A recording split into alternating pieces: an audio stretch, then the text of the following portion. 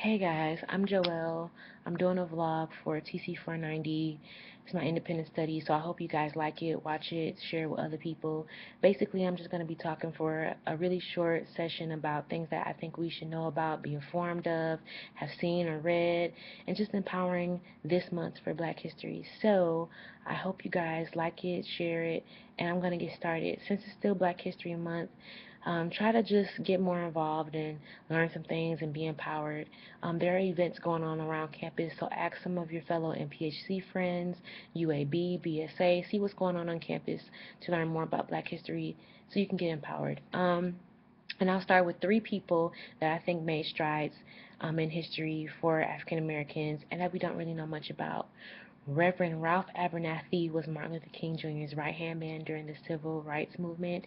He helped organize some bus boycotts and the Southern Christian Leadership Conference, and after Martin Luther King died, he took over as president of the SCLC, and he also led the rest of the nonviolent resistance movements for African Americans to gain equality.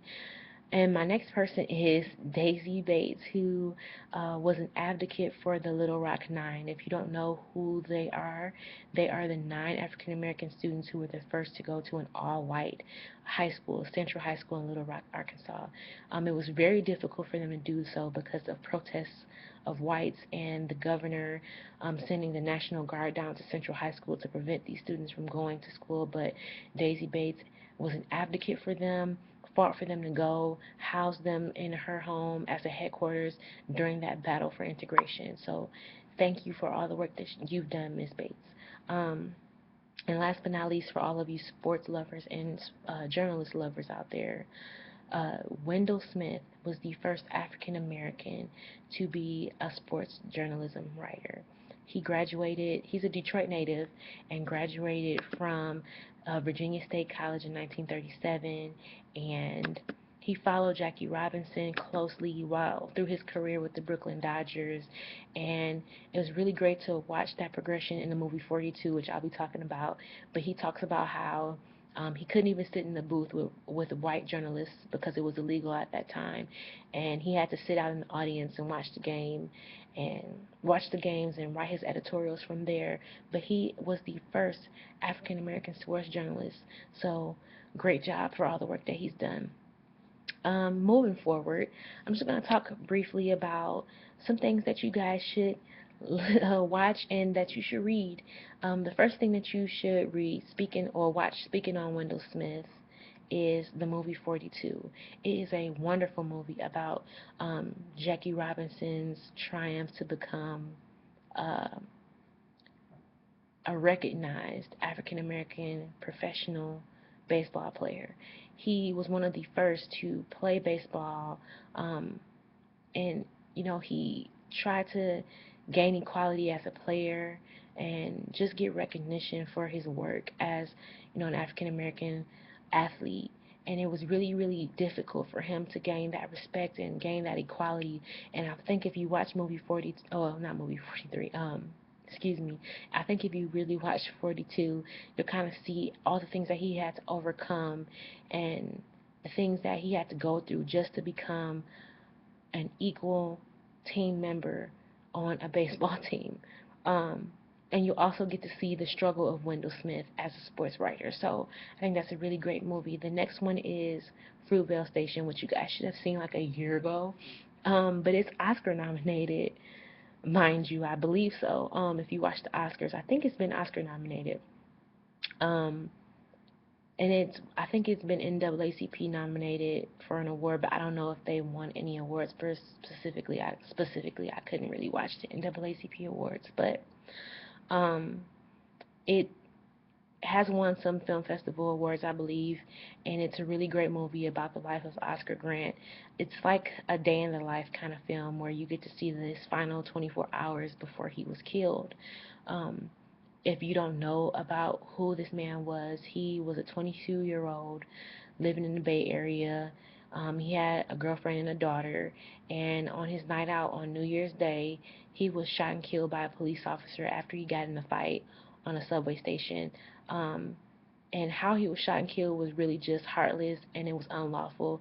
The young man was handcuffed, face down on concrete, and was shot in the back by an officer who thought that, he was being threatened by this young man. So it's a real injustice, and that police officer was not even really brought to justice for the crime that he committed.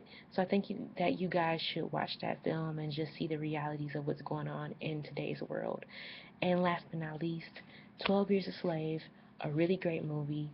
It's Oscar nominated as well. Watch it. It speaks volumes to the reality of slavery back in the day, and it is a vulgar film, and it's nothing sweet and nice about this film, but it talks about the realities of slavery. It's about an educated and talented violinist um, who was drugged and taken from his family, his wife and children, sold into slavery, and spent 12 years trying to gain his freedom. It's a great story. You guys should really watch it um, and enjoy that movie. And last but not least, just a book that I think everyone should read or have read. It's a really great and empowering story. It's called Left to Tell by Makili Elabagiza, who was a Rwandan native. Um, she survived the Rwandan genocide, and it just talks about how she spent 3 months in a bathroom with 5 or 6 other young women who were being protected by a local pastor.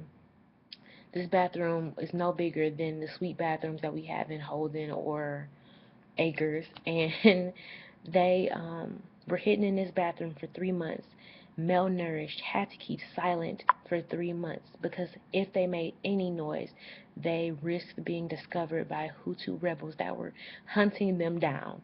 Um, and her family, most of her family, except for her oldest brother, who wasn't in Rwanda at the time, were murdered. Um, and it's a really great story. I read it a couple of years ago. It's my favorite book. It's not a really long read. It's not a difficult read. But if you have time, read that story. It's very empowering how she found God through the midst of all her tragedy and trying to survive being killed pretty much for who she was. So read that story. It's very relevant. It happened 20 years ago. It's not even that long ago. But it's a great, great story, and I think that everybody should read it. On the other hand, my time is coming to a close. I will be doing more blogs or vlogs as time progresses, but I just wanted to take this time out to do this vlog while I'm chilling at work and just let you guys know to stay empowered, stay knowledgeable about our history, be more curious about our black history, learn more about people that don't really get recognition for all the strides that they've done to ensure our equality and ensure our freedom. Thank you for your time, and hopefully you'll watch it and watch more of what I have to offer. All right, go green.